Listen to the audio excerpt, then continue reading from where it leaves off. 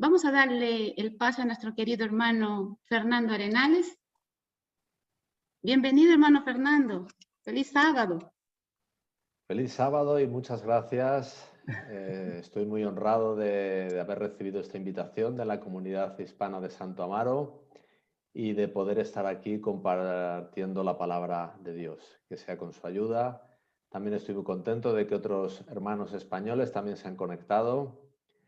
Y bueno, dice la palabra de Dios que donde hay dos o más congregados en su nombre, allí está Él. Amén. Amén. Amén, hermano Fernando. Muchísimas gracias por acompañarnos. Y bueno, ahora el tiempo es suyo, hermano Fernando. El tiempo es suyo. Muy bien, pues muchas gracias. Y yo quisiera comenzar pidiendo la dirección del Señor, y para eso le voy a pedir a mi esposa que la pida en nombre de todos. Ella también está conectada, así que por favor, Estela, cuando puedas. Claro que sí. Oremos, hermanos. Amado Dios y bondadoso Padre, te damos gracias, eterno, por este sábado santificado por tu presencia. Te pedimos, Señor, que tu presencia también santifique nuestras mentes y nuestros corazones. Que tu palabra, Señor, lleve mucho fruto en nuestras mentes y en nuestros corazones. Que tu Santo Espíritu, Señor, nos guíe a toda la verdad conforme tú has prometido. Convéncenos, Señor, de pecado, de justicia y de juicio a través, Señor, de tu Santo Espíritu. Te rogamos y suplicamos, eterno Dios, que guíes a Fernando, Señor, que guíes tu palabra en él para que seamos edificados en amor. Dirígenos, Señor, nosotros, un grupo de hijos tuyos que está aquí reunidos, Señor, y también a todos los grupos que estén reunidos con el interés de alabar, de adorarte y de conocer más de ti. Gracias por ese tan grande privilegio, eterno Dios. Guarda nuestros corazones para ti, para honra y gloria de tu nombre. Es por Jesús que pedimos, rogamos y agradecemos todo. Amén. Amén. Muy bien, pues nos disponemos a estudiar la lección número 8 de este trimestre tan importante que estamos tratando. Voy a compartir la pantalla, que es el pacto eterno de Dios. Estamos estudiando en este trimestre el gran propósito de Dios para la humanidad plasmado en ese pacto eterno. Y nos disponemos hoy a estudiar la lección número 8, que se titula La ley del pacto. Bueno, este título, la ley del pacto, deja bien a las claras que hay algún tipo de vinculación que trataremos de descubrir definitivamente hoy entre la ley y el pacto. Vamos a tratar de concluir la lección con una idea clara de cuál es la relación entre ambas cosas, la ley y el pacto. Pero fijaos que cuando las escrituras encontramos en ellas, y particularmente en las cartas de Pablo, textos donde encontramos relaciones entre ley y pacto que aparentemente son contradictorias unas de ellas. Y en algunos textos encontramos que parece que la ley es algo opuesta o ajena al pacto, ¿verdad? Yo voy a hacer una introducción de estos textos, no para abordarlos ahora, sino para que a la conclusión de la escuela podamos concluir si hemos podido resolver estas aparentes contradicciones y nos han aclarado las ideas, ¿no? No es el objetivo abordarlos ahora los textos, pero sí los vamos a abordar a nivel introductorio. Mirad, por ejemplo, Gálatas 5:4 dice: de Cristo os desligasteis los que por la ley os justificáis, de la gracia habéis caído. Bueno, hablar de la gracia es hablar del pacto eterno, ¿verdad? Por ejemplo, tenemos aquí en esta cita del Signs of the Times de Ellen White, dice: conocidas son ante Dios todas sus obras, y el pacto de la gracia existió en la mente de Dios desde las edades eternas. Es llamado el pacto eterno. Es decir, pacto eterno es lo mismo que pacto de la gracia. De manera que este texto de Gálatas 5:4 lo podríamos parafrasear de la siguiente manera: los que por la ley os justificáis, del pacto eterno habéis caído. Bueno, pues parece que ley es algo opuesto al pacto eterno, ¿verdad? Lo dejamos ahí, vamos a ver otro. Este otro, Gálatas 3:17, dice: esto pues digo, el pacto previamente ratificado por Dios para con Cristo, este es el pacto eterno, porque está ratificado entre Dios y Cristo, no hay intervención en su elaboración del hombre. Dice, la ley que vino 430 años después no lo abroga. Está hablando de que la ley, venida en el Sinaí 430 años después de cuando Dios le explicita el pacto a Abraham, no abroga el pacto. Así que parece querernos decir este texto que la ley es algo ajeno al pacto, que directamente no interfiere. Y como os decía antes, es muy importante, especialmente para nosotros adventistas del séptimo día, que nos encaremos a estos textos porque nosotros hemos proclamado, con razón por supuesto, que la ley no es algo abolido, como expresa gran parte del mundo cristiano, pero la realidad es que cuando nos encontramos con textos como estos, nos encontramos con dificultades a veces para explicarlos, ¿de acuerdo? Y vamos a poner un texto más que diría yo que es precisamente el paradigma de estos textos comprometidos para nosotros, ¿verdad? Es este, Gálatas 3, 24, 25. Dice, de manera que la ley, otras traducciones dicen tutor, para llevarnos a Cristo, a fin de que fuésemos justificados por la fe. Pero venida la fe, ya no estamos bajo ayo. Y si el ayo era la ley, lo que está diciendo es que ya no estamos bajo la ley. Bueno, este es un texto que literalmente yo diría que conmovió los cimientos del adventismo cuando allí alrededor de 1888 el pastor Elliot Joseph Wagoner dijo que este ayo no era la ley ceremonial como tradicionalmente se había considerado en la Iglesia Adventista, sino que era la ley moral, es decir, los 10 mandamientos. Y esto conmovió el adventismo porque pues parecía que lo que estaba diciendo era una muestra de antinomianismo, es decir, era secundar lo que decía el mundo evangélico, que la ley estaba abolida. Desde luego no era esto lo que estaba diciendo el pastor Joseph Wagoner, ¿de acuerdo? No lo abordaremos ahora, simplemente, como os decía, quería hacer una introducción con este tipo de textos que están aparentemente en contradicción con algún otro texto de Pablo donde claramente habla de la ley como algo con una relación favorable con el pacto. Fijaos este. Hebreos 10, 16 dice, este es el pacto que haré con ellos después de aquellos días, dice el Señor. Pondré mis leyes en sus corazones, en sus mentes las escribiré. Aquí sí que parece decirnos la Biblia que claramente hay una conjunción positiva entre el pacto y la ley, ¿vale? Bueno, estas aparentes contradicciones yo creo que estaríamos en disposición de aclararlas en nuestras mentes ya con lo que hemos estudiado a lo largo del trimestre. Y vamos a recapitular un poco algo que hemos estado estudiando a lo largo del trimestre, en las 7 primeras lecciones.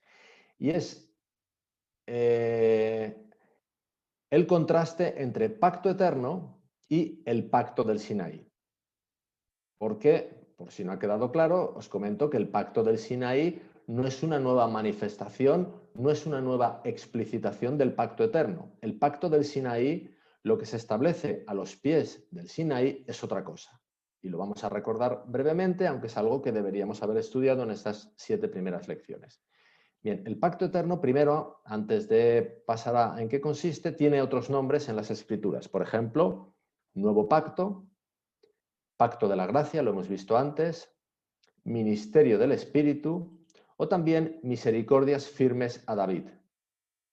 El pacto del Sinaí también toma otros nombres en las Escrituras. Por ejemplo, antiguo pacto, ministerio de muerte o ministerio de condenación. Veo gente que está tomando notas. Yo me ofrezco, y si quieres lo hago a través de ti, Isolde, a mandar la presentación de PowerPoint después para que podáis disponer de los datos y así no perdáis atención ahora. ¿De acuerdo? No tengo ningún problema en compartirlo, todo lo contrario, estaré muy contento de hacerlo. Bueno, estos son otros nombres de ambos pactos, ¿vale? Para que cuando lo veamos en las Escrituras sepamos de qué se está hablando. Bien, ¿quiénes son los intervinientes en ambos pactos? Bien, en el pacto eterno, los intervinientes son el Padre y el Hijo. Es decir, Dios establece el pacto, no hay intervención del hombre. ¿De acuerdo? El hombre, por su condición finita no tiene condiciones para establecer algo eterno. El pacto eterno es algo que establece Dios. El Padre y el Hijo son los intervinientes, lo hemos estudiado también. Ahora, el pacto del Sinaí es diferente. Los intervinientes son Dios y los hombres. Ahí ya sí que entran los hombres, ¿de acuerdo? Son los hombres los que prometen. Y en concreto, también repasando un poco, el pacto del Sinaí se establece cuando al pie del Sinaí, allí en Éxodo 19 y 24, el pueblo de Israel dice: sí, obedeceremos todas las cosas que nos has mandado. Cuando ellos pensaron que Dios estaba dando allí esos 10 mandamientos y que ellos, su misión era obedecerlos, ¿de acuerdo?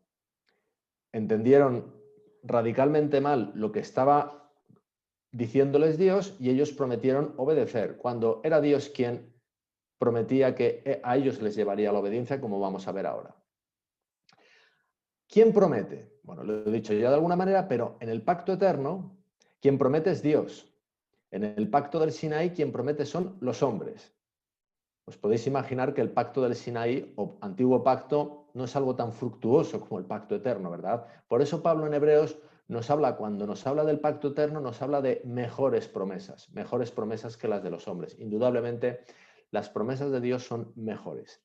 Ahora, ¿qué se promete? Bien, en el pacto eterno se promete un linaje de Abraham, una descendencia, se promete una herencia eterna, la tierra nueva y la obediencia a la ley. Es decir, Dios promete llevar a su pueblo a la obediencia a la ley, a la armonía con la voluntad de Dios. Pero es Dios quien lo promete. En el pacto del Sinaí se promete lo mismo, la obediencia a la ley. La diferencia es que lo prometen los hombres. Y aprovecho también para decir que pacto eterno y pacto del Sinaí no tienen nada que ver con dispensacionalismo. No aplica uno en una época y otro en otra. No, cuando los hombres establecen el pacto del Sinaí, los israelitas, el pacto eterno estaba, por supuesto, vigente. Ellos establecen otro pacto que simplemente Dios acepta porque Dios acepta nuestros votos, pero no tiene esto nada que ver con dispensacionalismo. Yo ahora, en pleno siglo XXI, puedo estar en antiguo pacto porque yo establezco esa vinculación con Dios y yo le prometo a Dios obedecer lo que Él supuestamente me manda en la ley, obviando lo que Él me ha prometido en el pacto eterno, ¿de acuerdo? Así que esto nada tiene que ver con dispensacionalismo. Pacto eterno o nuevo pacto y antiguo pacto son dos formas de entender a Dios. Ahora, el nuevo pacto es la forma correcta, es acogerse a lo que Dios se ha comprometido a hacer, lo ha jurado, y antiguo pacto es de acuerdo a mi consideración de lo que es Dios, que es una consideración equivocada. Bueno, esto es la sinopsis de lo que hemos estado estudiando y os diría que es la sinopsis del trimestre entero, ¿de acuerdo? Si tenemos estas cosas claras, tenemos esto muy claro. Y aprovecho para decir que en el capítulo 32 de Patriarcas y Profetas podéis ver una descripción clara del contraste entre ambos pactos. Ahora, yo lo que quiero mostraros hoy son dos historias del Antiguo Testamento que nos van a mostrar los detalles del contraste entre estos dos pactos y que yo creo que si las interiorizamos bien, nos pueden permitir interpretar todos esos versículos de Pablo que se nos hacen complicados a nosotros adventistas del séptimo día porque aparentemente en algunos de ellos se menoscaba la ley. Pero no es así, no se menoscaba la ley, se menoscaba un mal uso de la ley. La primera de esas historias ocurre en tiempos del rey David. Y voy a leer ahí el versículo que he tomado para comenzar a contar la historia. Está en 2 de Samuel 6:2. Dice: y se levantó David y partió de Baala de Judá con todo el pueblo que tenía consigo para hacer pasar de allí el arca de Dios. Es decir, David se propone transportar el arca de Dios. ¿De acuerdo? El arca de Dios había estado en el tabernáculo en el desierto, luego estuvo en el tabernáculo del Silo, pero la habían capturado los filisteos y desde entonces estaba por allí donde no debía. Y David se propone trasladarla. Ahora, antes de proseguir con la historia, quiero recordar algo que yo estoy seguro que para vosotros es conocido, y es que David en la Biblia se nos presenta muchas veces como un tipo de Jesús. Cuando se nos está hablando de David, en muchas ocasiones se nos está contando una historia que aplica a Jesús. Esto lo podemos ver muy claramente en los Salmos, por ejemplo, donde escribe David, pero muchas veces escribe en primera persona y cuando uno lee pormenorizadamente ve que es una experiencia de Jesucristo. Pero lo vamos a ver en algún sitio más, que os lo muestro a título de ejemplo. Por ejemplo, cuando Dios le comunica a Samuel que destituye a Saúl como rey y le comunica que va a ungir a un nuevo rey, le dice que el nuevo rey va a ser uno de los hijos de Isaí y le manda a Samuel a ungir al nuevo rey. Y Samuel va recorriendo a los distintos hijos de Isaí y ha recorrido a los 6 primeros y Dios le dice que no es ninguno de los 6 primeros y solo queda el 7º, que es David. Y se produce esta conversación entre Samuel e Isaí. Primera de Samuel 16:11 dice: Entonces dijo Samuel a Isaí: ¿Son estos todos tus hijos? Y él respondió: Queda aún el menor, que apacienta las ovejas. Apacentar las ovejas es, digamos que la idiosincrasia de Jesucristo, ¿verdad? Jesucristo apacienta ovejas. Jesucristo es el gran pastor de las ovejas, ¿verdad? Así que ahí vemos un sitio donde claramente se identifica David con Jesucristo. Os voy a mostrar un segundo y último, nos muestro más ejemplos, hay muchos en la Biblia, como os decía, donde esto es aún más claro. Porque fijaos lo que dice el profeta Ezequiel. En Ezequiel 37:24 dice: Mi siervo David será, tiempo futuro, rey sobre ellos. Pero cuando escribe esto Ezequiel, el rey David ha muerto ya hace varios siglos. Dice: Mi siervo David será rey sobre ellos, y todos ellos tendrán un solo pastor, y andarán en mis preceptos, y mis estatutos guardarán, y los pondrán por obras. Cuando aquí Ezequiel, bueno, es la boca de Dios, pero lo escribe Ezequiel, habla de David, está hablando de Jesucristo, del Hijo de Dios, pero lo llama David. Os muestro esto, como decía, para ver que en esta historia que yo os quiero recordar de la Biblia, se nos está hablando de David, pero se nos está se nos está mostrando una imagen de Cristo. Aquí hay una historia donde interviene Cristo. Así que David se propone llevar el arca de Dios que contiene la ley de Dios, las tablas de los 10 mandamientos. Bien, vamos a seguir leyendo. Segunda de Samuel 6:3. Pusieron el arca de Dios sobre un carro nuevo y la llevaron de la casa de Abinadab, que estaba en el collado, y Uza y Agío, hijos de Abinadab, guiaban el carro nuevo. Así que el arca se propone trasladarlo sobre un carro que dos veces nos dice la Biblia que es nuevo, algo que en principio debería ser intrascendente para la historia. Poco nos debería importar si el carro es nuevo o viejo, ¿verdad? Sin embargo, la Biblia nos lo dice 2 veces. Y os recuerdo que uno de los nombres del pacto eterno era el nuevo pacto. ¿De acuerdo? Pero luego haremos un resumen de la historia. Seguimos contando. Segunda de Samuel 6:6. Cuando llegaron a la era de Nacón, Uza extendió su mano al arca de Dios y la sostuvo, porque los bueyes tropezaban. Es decir, Uza, guiado por sus sentidos, por lo que le decían sus ojos, pensó que la tarea que había emprendido David para transportar el arca peligraba porque los bueyes tropezaban. Y él se decidió a intervenir y sostuvo el arca de Dios. Y el versículo siguiente nos muestra una de las acciones quizás más difíciles de comprender de Dios en la Biblia, ¿verdad? Porque en 2 de Samuel 6:7 se nos dice que el furor de Jehová se encendió contra Uza y lo hirió allí Dios por aquella temeridad, y cayó allí muerto junto al arca de Dios, por tocar el arca. El furor de Jehová se encendió contra Uza y cayó allí muerto. Y como os decía, pues podemos no entender a primera vista esta aparente desproporción que hay entre el hecho y el resultado, ¿verdad? Tocar el arca y caer allí muerto. Bueno, recapitularemos, como os decía, al final. Pero vamos a proseguir un poco más con la historia. Segunda de Samuel 6:10 nos dice lo siguiente: De modo que David no quiso traer para sí el arca de Jehová a la ciudad de David, y la hizo llevar David a casa de Obed-edom geteo. Es decir, David se desanima con lo que ha sucedido y de momento deja aparcada la empresa, ¿de acuerdo? No la quiso traer.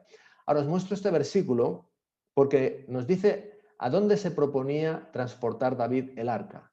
El arca se la proponía transportar a la ciudad de David. y tenemos que ver cuál es la ciudad de David. Podríamos pensar a primera vista que la ciudad de David es su ciudad natal, es Belén, pero no es ahí donde se proponía transportarla. Vamos a verlo. Mirad, este versículo está sacado de los funerales del rey Amasías. Y en ese versículo se nos dice esto, 2 de Reyes 14:20. Lo trajeron luego sobre caballos y lo sepultaron en Jerusalén con sus padres, en la ciudad de David. Así que a donde se proponía David transportar el arca era a Jerusalén. Ahora, esto también tiene un simbolismo para nuestra historia. Esta es la historia, se propone trasladarla a Jerusalén, pero como os decía, en esta historia Dios nos quiere revelar algo en la Biblia. Todo esto es un símbolo de algo. ¿Y de qué es símbolo Jerusalén? Bueno, pues creo que también lo sabéis, pero mirad, por ejemplo, Salmos 125:2 nos dice: como Jerusalén tiene montes alrededor de ella, de Jerusalén, así Jehová está alrededor de su pueblo. Alrededor de Jerusalén, alrededor de su pueblo. Jerusalén representa al pueblo de Dios. Así que, ¿cuál es el mensaje de esta historia? David, representando a Cristo, se propone trasladar el arca que contiene la ley de Dios a Jerusalén, que representa al pueblo de Dios. Es decir, Cristo quiere trasladar, escribir la ley de Dios en nuestros corazones. Eso es el nuevo pacto. ¿Recordáis los versículos que veíamos de Hebreos 8? Dios, Jesucristo, quiere escribir la ley en nuestros corazones. Esto es lo que está representado en esta historia. David queriendo transportar el arca conteniendo la ley a Jerusalén. Pero en la historia interviene Uza, que él, según sus consideraciones, considera que hay peligro en esta tarea y él interviene. Uza representa el antiguo pacto, donde el hombre quiere intervenir para que la justicia llegue a su corazón. ¿Y cuál es el resultado del antiguo pacto? Es la muerte. Y ahí podremos entender un poco más esa aparente desproporción entre lo que hizo Uza y las consecuencias. Hay más historias parecidas en la Biblia, por ejemplo, la historia de los hijos de Aarón, Nadab y Abiú, donde vemos una aparente desproporción entre lo que hace Dios y lo que ha causado. Lo que pasa es que, fijaos, hermanos, la imagen tiene que ser clara. Lo que nos está diciendo Dios en la Biblia es que todo lo que sea apartarnos lo más mínimo del Evangelio nos lleva a la muerte. La única vía que nos puede llevar a Cristo, que nos puede llevar a la salvación, es el Evangelio. Y la imagen de Uza nos representa un malentendimiento del Evangelio, donde soy yo, es el hombre, quien intenta alcanzar justicia, quien intenta transportar la justicia al corazón. Es solo Dios el que lo puede hacer. Y a mí, antes habéis mencionado sobre mi ministerio, el canal El Mensaje del Tercer Ángel. Sabéis que traduzco predicaciones del inglés al español. Y últimamente he traducido algunas predicaciones del pastor Ty Gibson. Y a mí me gusta mucho cómo lo expresa él. El pastor Ty Gibson expresa que la justicia es una jurisdicción exclusiva de Dios. Solo a Dios le compete llevar la ley a nuestros corazones. Solo a Dios le compete transportar la justicia de un sitio a otro, no al hombre. Cuando el hombre intenta hacer eso, lo que está haciendo es interferir en la obra de Dios. Yo no puedo alcanzar justicia, por mucho que lo intente, por mucho que lo prometa, como hicieron los israelitas al pie del Sinaí. Eso es todo un ministerio de muerte. Yo no puedo. Me va a llevar al fracaso, a la desesperación o bien a un legalismo recalcitrante. Bueno, vamos a continuar con nuestra historia, porque no termina aquí. Hemos visto que David, de momento, dejó aparcada la historia, se desanimó aparentemente, como nos desanimamos nosotros con nuestros fracasos cuando intentamos obtener justicia por nosotros mismos, ¿verdad? Pero David hay un momento que retoma la tarea. Y vamos a leerlo en el relato paralelo que está en el libro de las Crónicas. Primera de Crónicas 15:2 dice: entonces dijo David, el arca de Dios no debe ser llevada sino por los levitas, porque a ellos ha elegido Jehová para que lleven el arca de Jehová. Y nos podríamos preguntar, bueno, si transportar el arca que contiene la ley de Dios es algo que compete exclusivamente a Dios, ¿por qué aquí habla de unos hombres, los levitas, que transportan? Bueno, lo podemos entender si entendemos ¿para qué eligió Dios a los levitas? Lo vemos aquí, por ejemplo, en Números 8:16. Porque enteramente me son dedicados a mí los levitas. Estas son palabras de Dios. Dios eligió en exclusiva los levitas para su servicio. Es decir, cuando estaban transportando los levitas, realmente quien transporta es Dios. Los levitas son simplemente el medio utilizado por Dios. Pero es Dios quien transporta, ¿vale? Primera de Crónicas 15:15, continúa la historia. Y los hijos de los levitas trajeron el arca de Dios puesta sobre sus hombros en las barras, como lo había mandado Moisés conforme a la palabra de Jehová. Recordáis que Dios le había dado instrucciones a Moisés de que el arca fuera trasladado por medio de unas barras que pasaban por unas argollas, pero ¿para qué servían esas barras? Para que los levitas no tocasen el arca. El arca es algo que solo lo puede tocar Dios. Y si no recuerdo mal, Ellen White nos dice que a los levitas incluso les estaba prohibido mirar el arca. Ellos eran el medio de Dios, pero el que transporta es Dios. Es algo que solo a Dios compete. Y hasta tal punto es así que fijaos lo que nos dice el versículo siguiente, Primera de Crónicas 15:26. Bueno, no es el siguiente, está un poco después. Y ayudando Dios a los levitas que llevaban el arca del pacto de Jehová, sacrificaron 7 novillos y 7 carneros. Es decir, los levitas no son únicamente el medio utilizado por Dios para llevar el arca, sino que el propio Dios les ayudó. Les ayudó. Era la tarea de Dios, Dios transportando el arca que contiene la ley moral, la ley de los 10 mandamientos. Continuamos con la historia. Primera de Crónicas 16:1. Así trajeron el arca de Dios y la pusieron en medio de la tienda que David había levantado para ella.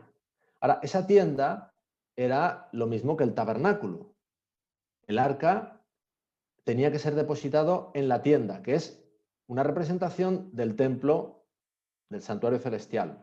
Tienda, tabernáculo, templo es todo la misma cosa. Ahora, la tienda, el tabernáculo, el templo, ¿qué representa? Bueno, pues por ejemplo, podemos recordar en 1 Corintios 6:19 cómo Pablo nos recuerda que somos templo del Espíritu Santo. Esa acción de llevar el arca conteniendo la ley de Dios al templo representa a Dios llevando la ley a nuestros corazones, escribiendo Dios la ley en nuestros corazones. Así que veis que en esta historia, en esta segunda intentona, ya está así fructuosa, la ley de Dios es colocada por David, que representa a Cristo, donde debe estar, en el templo del Espíritu Santo, que somos nosotros. Y a continuación, fijaos lo que se dice. Primera de Crónicas 16:7. Entonces, en aquel día, David comenzó a aclamar a Jehová por mano de Asaf y de sus hermanos. Él empieza a hacer una aclamación, él empieza a hacer un cántico de alabanza a Dios. Y en ese cántico, fijaos lo que dice un poco después. Interesante. Primera de Crónicas 16:15. Él hace memoria de su pacto perpetuamente. Fijaos, el propio David recuerda el pacto eterno, porque este es el pacto eterno, este no es el pacto del Sinaí, su pacto perpetuamente, y de la palabra que él mandó para 1000 generaciones. David debió estar correctamente entendiendo lo que simbolizaba todo aquello que se estaba haciendo, porque él recuerda el pacto eterno y nos saca de cualquier posible duda sobre el aspecto en el versículo siguiente, Primera de Crónicas 16:16, del pacto que concertó con Abraham y de su juramento a Isaac. Y Primera de Crónicas 16:17, el cual confirmó a Jacob por estatuto y a Israel por pacto sempiterno. Él recuerda que todo lo que está ahí simbolizado es el pacto eterno. Ahora, en la historia también tenemos un símbolo del antiguo pacto, que es Uza, el hombre, intentando interferir, intentando tener parte activa en trasladar la ley a su sitio definitivo, que era el templo del Espíritu Santo. Ahí tenemos una imagen bien gráfica del contraste entre ambos pactos, cuál es el correcto, cuál no, cuál es el verdadero evangelio y cuál no. ¿De acuerdo? Vamos a una segunda historia que creo que nos puede aún clarificar aún más, aunque básicamente es la misma historia, pero con más detalles. Y aquí nos trasladamos al monte Sinaí, poco después de que los israelitas, no entendiendo o habiendo olvidado el pacto eterno, ellos prometen a Dios obedecer todo lo que, según ellos, Dios les había mandado en los 10 mandamientos. Dios no les estaba mandando nada. Dios les estaba simplemente recordando la ley que Él iba a llevar a sus corazones. Bueno, Los israelitas han prometido guardar la ley y sucede esto en el monte. Están hablando Dios y Moisés. Éxodo 32, 7 y 8. Dice, entonces Jehová dijo a Moisés, anda, desciende porque tu pueblo que sacaste de la tierra de Egipto se ha corrompido. Pronto se han apartado del camino que yo les mandé. Se han hecho un becerro de fundición y lo han adorado y le han ofrecido sacrificios y han dicho, Israel, estos son tus dioses que te sacaron de la tierra de Egipto. Dios sabe lo que está pasando abajo del monte y se lo comunica a Moisés. Y a continuación le dice algo impresionante. Éxodo 32, 10. Ahora pues déjame que se encienda mi ira en ellos y los consuma, y de ti yo haré una nación grande. Bueno, es un poco la misma historia que con Uza, ¿no? Se va a encender mi furor contra ellos. Pero fijaos en lo que le responde Moisés. Éxodo 32, 11. Entonces Moisés oró en presencia de Jehová su Dios y dijo, oh Jehová, ¿por qué se encenderá tu furor contra tu pueblo que tú sacaste de la tierra de Egipto con gran poder y con mano fuerte? Ahora, ese lenguaje que yo he subrayado ahí, tú sacaste de la tierra de Egipto con gran poder y con mano fuerte, es un lenguaje propio del nuevo pacto, del pacto eterno. Porque fijaos, dice, tú, refiriéndose a Dios, sacaste de la tierra de Egipto al pueblo. Sacar de la tierra de Egipto es sacarlo de la tierra de esclavitud o de servidumbre. Y eso simboliza a sacarlo de la servidumbre o de la esclavitud del pecado. Pero ¿quién lo hace? Dios. Es Moisés, ante lo que ha pasado y ante lo que le dice Dios, le recuerda a Dios su obra, su propia obra, lo que él juró. Y fijaos lo que dice a continuación.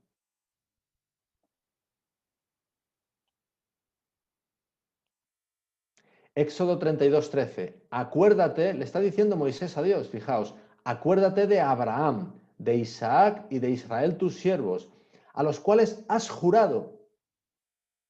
Es decir, Moisés le está recordando a Dios el pacto eterno. Ahora, Dios no necesitaba que se le recordase. Lo que es obvio es que parece ser que al menos uno en el pueblo de Israel, a uno no se le había olvidado el pacto eterno, a Moisés. Y queda bien las claras ante Dios, a las cuales has jurado por ti mismo y les has dicho, yo multiplicaré vuestra descendencia. Ese es el primer punto del nuevo pacto, del pacto eterno, como las estrellas del cielo. Eso es lo que le prometió Dios a Abraham. Y daré a vuestra descendencia toda esta tierra de que he hablado. Ese es el segundo punto, la herencia. Y la tomarán por heredad para siempre. Así que nos queda bien a las claras que Moisés sí que tenía bien claro el pacto eterno. Y de hecho Moisés nunca prometió la obediencia como prometieron sus compatriotas. Y fijaos a continuación lo que sucede. Éxodo 32, 14. Entonces Jehová cambió de parecer en cuanto al mal que dijo que haría a su pueblo. Dios vio que al menos uno había entendido. Y yo estoy seguro que Dios se alegró mucho al ver que había uno que había entendido el plan de Dios y que había entendido que ese camino que habían tomado sus compatriotas era errado. Yo creo particularmente que Dios no cambió de parecer. Yo creo que simplemente estaba probando a Moisés si él sí que había entendido cuál era su propósito. Bueno, pero vamos a seguir leyendo la historia. Éxodo 32, 19. Y aconteció que cuando él, Moisés, llegó al campamento y vio el becerro y las danzas, ardió la ira de Moisés y arrojó las tablas de sus manos y las quebró al pie del monte. Fijaos, Moisés rompió las tablas. Y uno podría pensar que qué atrevimiento, ¿no? Qué osadía de Moisés romper las tablas de los 10 mandamientos. Pero fijaos lo que nos dice sobre este acontecimiento el espíritu de profecía. En Testimonios para la Iglesia, tomo 3, página 328. Cuando vio su idolatría y que habían quebrantado en la manera más manifiesta las palabras del pacto, se sintió abrumado de tristeza e indignación ante su ruin idolatría. Se sintió dominado por la confusión y vergüenza por lo que habían hecho, y allí arrojó las tablas y las rompió. Como ellos habían quebrantado su pacto con Dios, ahora, ¿qué pacto era el quebrantado? El pacto quebrantado era el antiguo, el que habían establecido ellos al pie del Sinaí, el pacto del Sinaí. El pacto eterno no se quebranta porque se cumple en Cristo. Ellos habían quebrantado su propia promesa. Como ellos habían quebrantado su pacto con Dios, Moisés, al quebrar las tablas, les indicó que así también Dios había roto su pacto con ellos. Es decir, el pacto queda roto por incumplimiento del pactante. Os tengo que decir que si yo decido entablar una relación de antiguo pacto con Dios, Dios la acepta. Dios me acepta un voto. Ahora, si yo le hago un voto a Dios, yo tengo que cumplirlo. Lo que me dice la Biblia es que yo no tengo por qué hacer esos votos a Dios. Es Dios quien me promete. Bien, pero vamos a seguir con la historia. Fijaos lo que sucede a continuación. Las primeras tablas están rotas, porque el pacto del Sinaí ha sido quebrantado, y a continuación en Éxodo 34, 1, 2 sucede esto. Y Jehová dijo a Moisés: alísate 2 tablas de piedra como las primeras, y escribiré sobre esas tablas las palabras que estaban en las tablas primeras que quebraste. Prepárate pues para mañana y sube de mañana al monte de Sinaí y preséntate ante mí sobre la cumbre del monte. Le dice que haga unas nuevas tablas para escribir lo mismo, las mismas palabras, los 10 mandamientos. Éxodo 34, 4 dice: y Moisés alisó 2 tablas de piedra como las primeras, y se levantó de mañana y subió al monte Sinaí, como le mandó Jehová, y llevó en su mano las 2 tablas de piedra. Y a continuación sucede esto. Éxodo 34, 5. Y Jehová descendió en la nube y estuvo allí con él, proclamando el nombre de Jehová. Ahora, proclamar el nombre de Jehová es proclamar el carácter de Jehová. El nombre en la Biblia representa el carácter, ¿de acuerdo? Como cuando se dice que será, en Apocalipsis 14, hablando de los 144.000, será puesto en sus frentes el nombre de su Dios. El nombre representa el carácter. Así que Dios, después que le ha dicho que suba con 2 nuevas tablas alisadas para escribir de nuevo los 10 mandamientos, le dice que va a proclamar su propio nombre. ¿Y en qué consiste eso? ¿Qué es lo que hace a continuación Dios? Pues lo vemos aquí, Éxodo 34, 10. Y él contestó: he aquí, yo hago pacto. Ahora, este pacto es el pacto eterno. Este ya no es el pacto del Sinaí. Porque, en primer lugar, porque dice yo hago, el pacto lo hace él. El interviniente es Dios, Padre e Hijo. No interviene el hombre, lo hace Dios. Yo hago pacto, dice él. Y esa es la proclamación de su nombre, de su carácter. El pacto eterno, que es un pacto de gracia, que es un pacto de amor, es un pacto de misericordia, es la plasmación del carácter de Dios. Y eso es lo que proclama Dios en el monte cuando Moisés ha subido con unas segundas tablas. Dice: he aquí yo hago pacto delante de todo tu pueblo. Y aquí se nos clarifica a continuación que está hablando del pacto eterno. Haré maravillas. Habla en primera persona. Y está repitiendo lo que ya fue prometido a Abraham. Haré maravillas. Y lo que también le juró: haré maravillas que no han sido hechas en toda la tierra ni en nación alguna. Y verá todo el pueblo en medio del cual estás tú la obra de Jehová. Es la obra de Dios. Porque será cosa tremenda la que yo haré contigo. Se lo dice a Moisés representando al pueblo. Es cosa tremenda lo que yo voy a hacer contigo, con el pueblo de Israel. Y fijaos cómo nos lo clarifica en el versículo siguiente. Éxodo 34, 11 dice: guarda lo que yo te mando hoy. He aquí que yo he hecho de delante de tu presencia al amorreo, al cananeo, al eteo, al fereceo, al heveo y al jebuseo. Todos ellos enemigos del pueblo de Israel. Enemigos que representan nuestros verdaderos enemigos, los que dice Pablo en Efesios 6, 12. No tenéis lucha contra carne y sangre, sino contra principados y potestades. Esto que le está diciendo aquí Dios a Moisés en Éxodo 34, 11, simboliza el echar de delante de nuestra presencia a Satanás y a sus ángeles. Es la victoria de Dios en nosotros, en el templo del Espíritu Santo, para que esté Él y no Satanás y sus ángeles. Es limpiarnos, purificarnos. Es el contenido, la promesa del pacto eterno. Esta es la proclamación del nombre de Jehová que Dios le hace en el Sinaí a Moisés cuando sube con las segundas tablas. Y fijaos lo que dice a continuación, y os anticipo que esto cada vez se pone más interesante. Fijaos. Éxodo 34, 28 dice: y él estuvo allí con Jehová 40 días y 40 noches. No comió pan ni bebió agua. Y escribió en tablas las palabras del pacto, los 10 mandamientos. Fijaos que dice las palabras del pacto. ¿Pero de qué pacto está hablando? Pues del que ha estado hablando antes en el capítulo. del pacto eterno. Dice, yo hago pacto. Es de ese pacto del que está hablando. Y eso es lo que plasma en esas segundas tablas. Ahora, cuando Moisés está con el pueblo de Israel a punto de cruzar el Jordán, aunque Moisés, como bien sabéis, no llegó a cruzarlo, él rememora todas estas cosas en el libro de Deuteronomio. Y fijaos lo que dice. Deuteronomio 9, 9, 10. He dejado ahí abajo el último versículo que vimos de Éxodo, donde se dice que se plasma el pacto eterno. Y fijaros lo que dice en Deuteronomio 9, 9, 10. Cuando yo subí al monte para recibir las tablas de piedra, las tablas del pacto que Jehová hizo con vosotros. Ahora, si leéis el texto completo de Deuteronomio 9, 9, 10, ahí está hablando de las primeras tablas, de la primera vez que sube al monte. Ahora, el texto nos dice que las tablas del pacto que Jehová hizo con vosotros, esas primeras tablas, ¿qué pacto reflejaban? El que Jehová hizo con vosotros. Ese no es el pacto eterno, porque en el pacto eterno los hombres no son intervinientes. Ese es el antiguo pacto, el pacto del Sinaí. Es decir, las primeras tablas representaban el pacto del Sinaí o el antiguo pacto. Las segundas tablas representan el pacto eterno. Fijaos que lo escrito en ellas es exactamente lo mismo, no cambia nada. Pero lo representado en unas y otras es radicalmente distinto. Por decirlo de otra manera, son usos distintos de la ley. La ley es la misma, pero es un uso distinto. La ley que se hace bajo el primer pacto, el pacto antiguo, donde es el hombre el que intenta transportar la justicia a su propio corazón.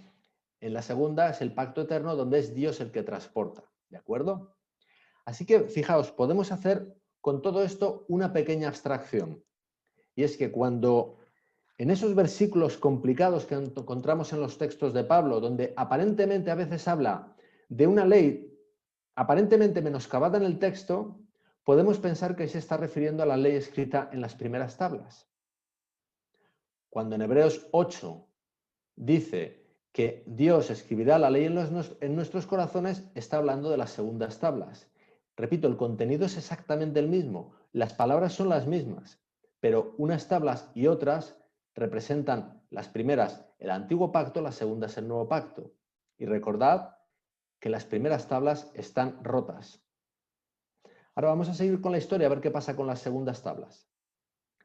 Deuteronomio 10.1, retomo la historia en Deuteronomio. Dice, en aquel tiempo Jehová me dijo, está recordando Moisés, lábrate 2 tablas de piedra como las primeras, y sube a mí al monte y hazte un arca de madera. Le dice que se haga un arca de madera. Deuteronomio 10.2, y escribiré en aquellas tablas las palabras que estaban en las primeras tablas que quebraste. ¿Veis? Las palabras son exactamente las mismas. Unas tablas y otras físicamente eran idénticas, unas eran una réplica de la otra, pero simbolizaban algo muy distinto. Las primeras, el antiguo pacto o pacto de Sinaí, o ministerio de muerte o ministerio de condenación, las segundas, el pacto eterno o pacto de la gracia. Y le dice, y las pondrás en el arca. Le dice que esas tablas las ponga en el arca. Bien. Deuteronomio 10.3. E hice un arca de madera de acacia, y labré 2 tablas de piedra como las primeras, y subí al monte con las 2 tablas en mi mano. Deuteronomio 10.4. Y escribió en las tablas, conforme a la primera escritura, los 10 mandamientos que Jehová os había hablado en el monte del medio del fuego, el día de la asamblea, y me las dio Jehová. Escribe las mismas palabras, los 10 mandamientos. Deuteronomio 10.5. Y volví y descendí del monte, y puse las tablas en el arca que había hecho, y allí están como Jehová me mandó, puestas en el arca, lo que le mandó. Y fijaos lo que sucede a continuación, y aquí volvemos en la historia al libro del Éxodo. Éxodo 40.2.3. En el primer día del mes primero harás levantar el tabernáculo de reunión, y pondrás en él el arca del testimonio, y la cubrirás con el velo. ¿Dónde pone, mandado por Dios Moisés, el arca que contiene la ley? En el tabernáculo, en el templo, que representa, como ya vimos antes, a nosotros, al templo del Espíritu Santo. Esas segundas tablas, representando el pacto eterno, son puestas por Dios, porque Moisés es simplemente el medio para poner la ley en el templo del Espíritu Santo, que somos nosotros. Y este contraste entre los 2 pactos, entre los 2 juegos de tablas, que vemos en esta historia allí en los tiempos del Éxodo, nos las plasma magistralmente Pablo en su segunda carta a los Corintios. Fijaos lo que dice, 2 Corintios 3:3. Siendo manifiesto que sois carta de Cristo expedida por nosotros. Vosotros sois la carta de Cristo. Es ahí donde yo escribo. Escrita no con tinta, sino con el poder, con el espíritu del Dios vivo. No en tablas de piedra, sino en tablas de carne del corazón. Es ahí donde escribo, en vosotros. Fijaos lo que dice a continuación. 2 Corintios 3:4. Y tal confianza tenemos mediante Cristo. La confianza, ¿dónde la pone Pablo? En que es en Cristo quien lo hace. No es el hombre. Para con Dios. No que seamos competentes por nosotros mismos para pensar algo como de nosotros mismos.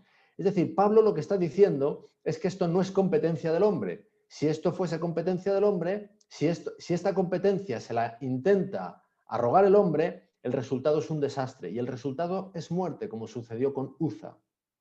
Tal confianza tenemos mediante Cristo. Es Él el que lo hace, no el hombre, sino que nuestra competencia proviene de Dios. Y después, en el siguiente versículo, claramente, Pablo lo liga esto al pacto correcto, el cual asimismo nos hizo ministros competentes de un nuevo pacto, no de la letra, sino del espíritu. Y ahora dice, porque la letra mata, mas el espíritu vivifica. Si yo intento alcanzar justicia leyendo la letra de la ley e intentando cumplir, lo que dice este versículo es que eso me mata, queriendo decir que por ahí voy a llegar al fracaso. Eso me mata, como le mató a Uza. Dice, mas el espíritu vivifica. El espíritu, Dios, es el que puede escribir correctamente la ley en nuestros corazones. Ahora, vamos a seguir con la historia del Éxodo, la historia de esas tablas, las segundas, que representan el pacto eterno, siendo puestas en el arca de Dios, en el tabernáculo, que representa el templo del Espíritu Santo. Bien, veíamos en la historia de David que los levitas eran un medio para transportar el arca, eran un medio que se había arrogado el Señor en exclusiva para su propósito, transportar el arca. Y es muy interesante que nos preguntemos por qué Dios elige a los levitas para este propósito. Y la respuesta la tenemos en la historia y tiene que ver con el tema de los dos pactos. Fijaos, donde comienza la historia que nos determina por qué Dios eligió a los levitas y no a otros. Fijaos lo que dice aquí en Éxodo 32, 25, 26, cuando ha sucedido lo del becerro de oro. Y viendo Moisés que el pueblo estaba desenfrenado, porque Aarón lo había permitido para vergüenza entre sus enemigos, se puso Moisés a la puerta del campamento y dijo, ¿quién está por Jehová? Júntese conmigo. Y se juntaron con él todos los hijos de Leví. Vimos antes que Moisés había entendido bien que el derrotero que había tomado su pueblo no era el correcto. Moisés recordaba bien el pacto eterno. Y Moisés entendió bien que lo que había sucedido con el becerro de oro era no otra cosa sino la consecuencia normal de la promesa del hombre. Pero al parecer los levitas también entendieron y desde luego queda bien a las claras que los levitas no participaron en todos aquellos festejos que habían organizado en torno al becerro de oro. Y fijaos lo que sucede a continuación. Éxodo 32, 27, 28. Y él les dijo, así ha dicho Jehová, el Dios de Israel, poned cada uno su espada sobre su muslo. Le está hablando a los levitas. Pasad y volved de puerta a puerta por el campamento, y matad cada uno a su hermano y a su amigo y a su pariente. Y los hijos de Leví lo hicieron conforme al dicho de Moisés, y cayeron del pueblo en aquel día como 3000 hombres. ¿Qué es lo que demostraron con esto los levitas? Los levitas demostraron que tenían un correcto celo, un celo apropiado por el apropiado uso del arca de Dios, de la ley de Dios. Los levitas habían entendido que el derrotero que habían seguido sus compatriotas era incorrecto. Y a la vista de ese celo demostrado por un apropiado uso del arca que contenía la ley de Dios, Dios les elige para que custodien el arca, porque Él entiende que ellos tienen el celo correcto, ellos saben que el arca no se puede tocar. Y esto simboliza un celo correcto por lo que es el pacto eterno. Fijaos lo que se nos dice aquí en Números 1:53, cómo funcionaban los levitas. Pero los levitas acamparán le está explicando Dios a Moisés, alrededor del tabernáculo del testimonio, para que no haya ira sobre la congregación de los hijos de Israel, y los levitas tendrán la guarda del tabernáculo del testimonio. Cuando acampaban en el desierto, los levitas se ponían alrededor del arca y se evitaba que nadie lo pudiera tocar, que no llegara ira a la congregación de los hijos de Israel, porque desde luego Dios no quería ir a los hijos de Israel.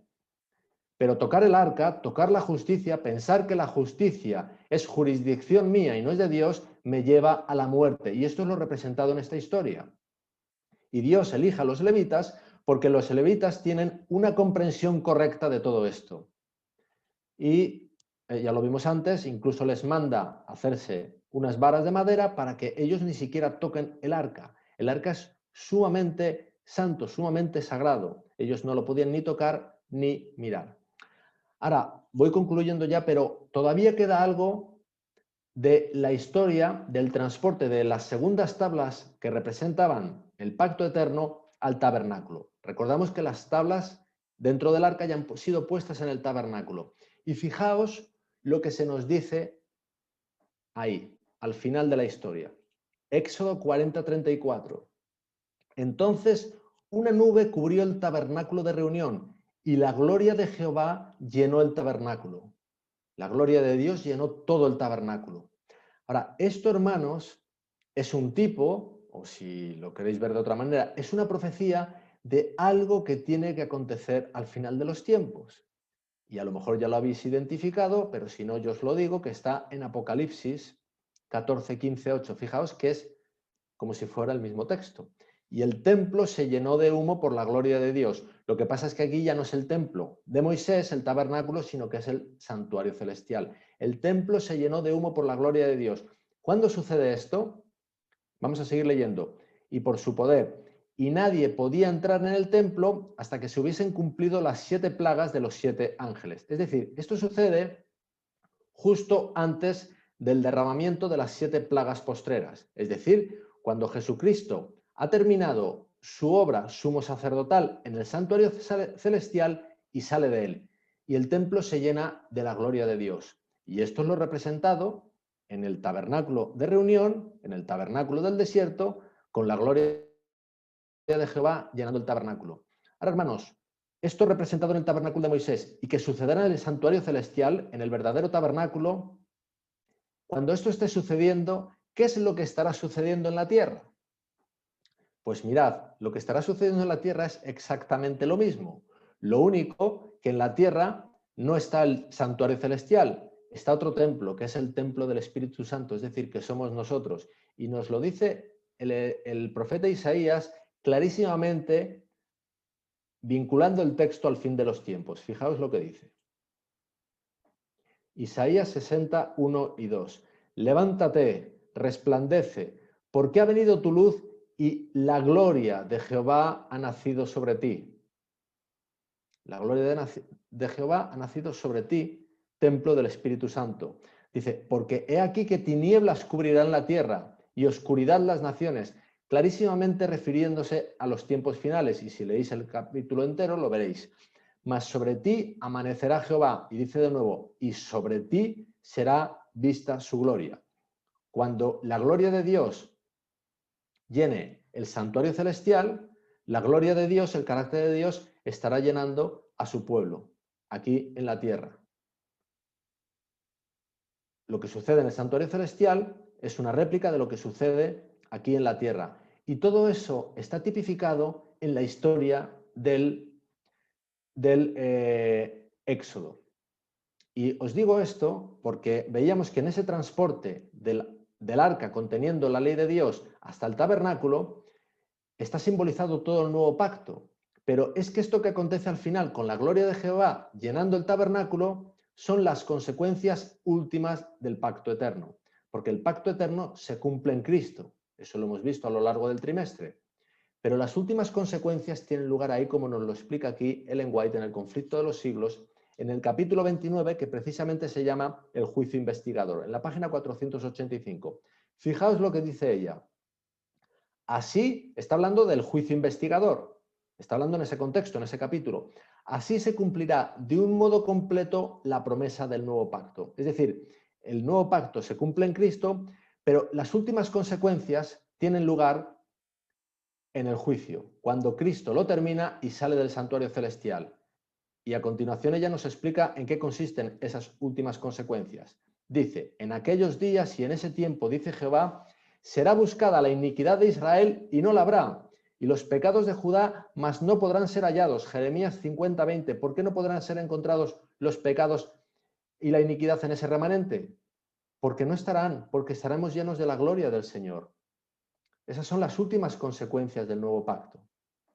Y ella dice aquí otro versículo, otros dos versículos, Isaías 4:2-3. En aquel día el vástago de Jehová será espléndido y glorioso, y el fruto de la tierra excelente y hermoso, para los escapados de Israel. Y será que los que fueren dejados en Sión y los que quedaren en Jerusalén, todo esto son claras alusiones a algo que la Biblia llama remanente, los que quedaren, los que fueron dejados, serán llamados santos. Estarán llenos de la santidad del Señor, de la gloria del Señor. Esas son las últimas consecuencias del nuevo pacto, lo que nunca jamás puede producir el antiguo pacto. Mi intento de alcanzar justicia por mí mismo, obviando el pacto eterno, que es obviar a Cristo, o obviar el plan de Dios que se plasma en Cristo, es infructuoso y me lleva al fracaso o al legalismo. Y ambas cosas son, desde luego, fracaso. Concluyo ya. La lección se titulaba La ley del pacto. Queda bien claro cuál es la vinculación entre la ley y el pacto. La ley es algo central en el pacto, pero haciendo un uso apropiado de ella. Y el uso apropiado de ella es que la utilice Dios. Dios es el que transporta la justicia a mi corazón.